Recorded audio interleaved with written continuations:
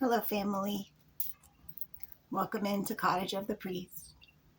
This is your first time finding me. I'm so honored that you are here. This one's going to be a doozy. Spirit wants to talk about authenticity. Being authentic is not going to win you any popularity contests. Being authentic is not going to get you invited on the trips to the river.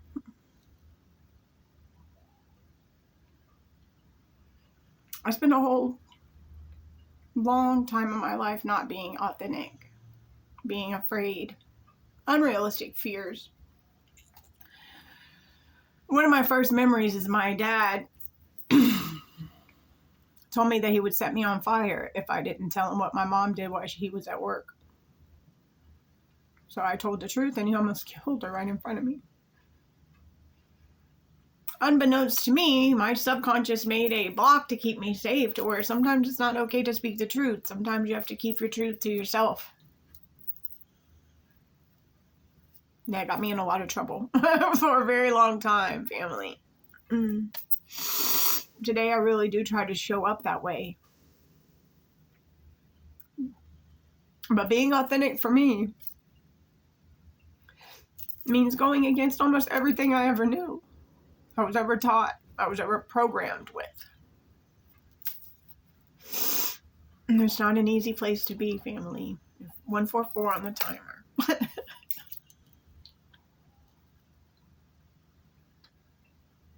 It's not easy to truly be yourself, to truly say your truth when it goes against everything everybody else believes, everything everybody else has been programmed with. And a lot of people just give up. They say, just go along with the motion, just stay with the masses, just move forward. Whenever you get out of here, you get to go to heaven. God is a God of the living, not of the dead. We have been so deceived.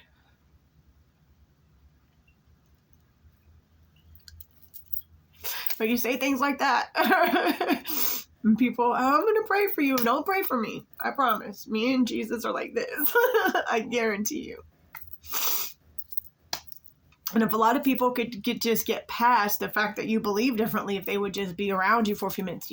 Whenever you show up authentically, whenever you're operating in your truth, that is felt. And it gives permission to other people to be fully themselves as well. Question everything. Don't take anything I say unless I just got a notification that was really weird. But check it with your own self. Like, meditate on this stuff. Like, really don't use your discernment. But the more that you heal, the more that you really, instead of just saying I'm saved, it's okay. And I'm saying the more you really, 3 on the timer, the more that you go in and figure out why all of your programming is like it is, why I don't like to speak the truth. My mom almost got killed behind me running my mouth. You know what I'm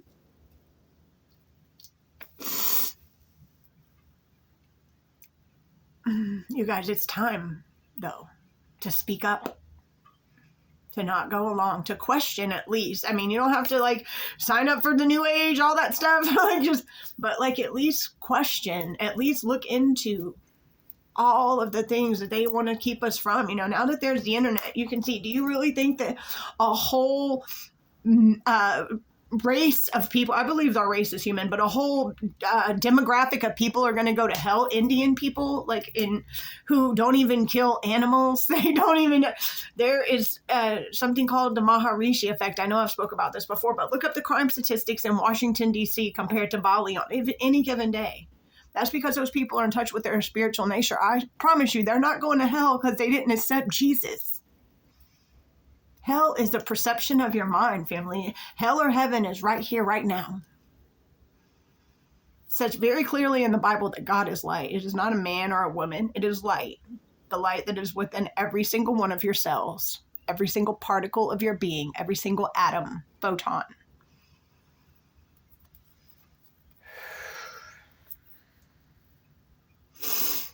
People aren't going to understand because they're not at a level of consciousness to grasp the things that you know.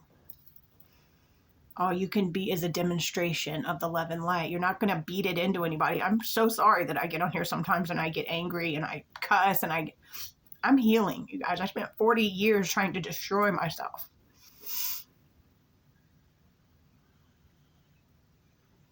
I never cared anything about me because in the back of my mind, in this subconscious program, I'm a wretched sinner.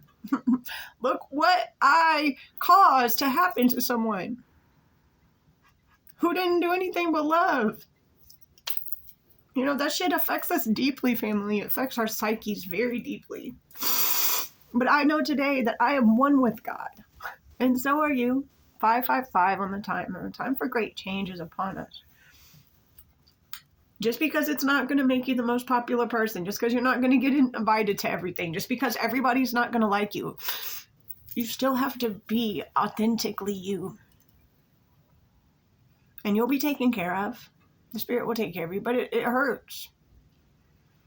It hurts to be the odd guy. It hurts to be different. It hurts to be the only one who knows the truth.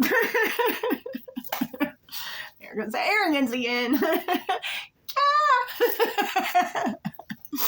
Man, throwing those gallons of milk and shit has got me having a right hook like a motherfucker. But today I love me so much that love pours out onto everyone else. But it doesn't get me invited to all the trips. It doesn't make people rush to come and hang out with me.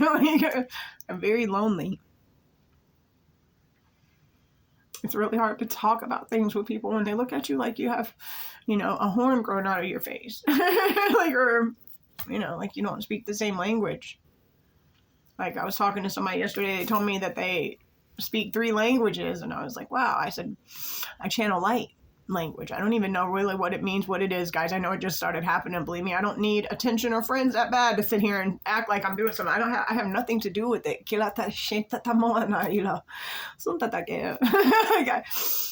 It's crazy, right? It's crazy. And he's like, well, I've been to a Pentecostal church. Well, I'm not a Christian. Right? So keep that in mind. I seek the mind of Christ. The true teachings that you are your brother's keeper. You know, Christian people jump up so fast, ready to go to war and everything else. If you were really following your teacher, your savior, you wouldn't be okay going to war with anybody for any reason. But you're saved. You get to go to heaven, right? So what? You don't have to work on yourself. You don't have to find out all your triggers. You can just say a prayer and you're forgiven and all that. That's why we have such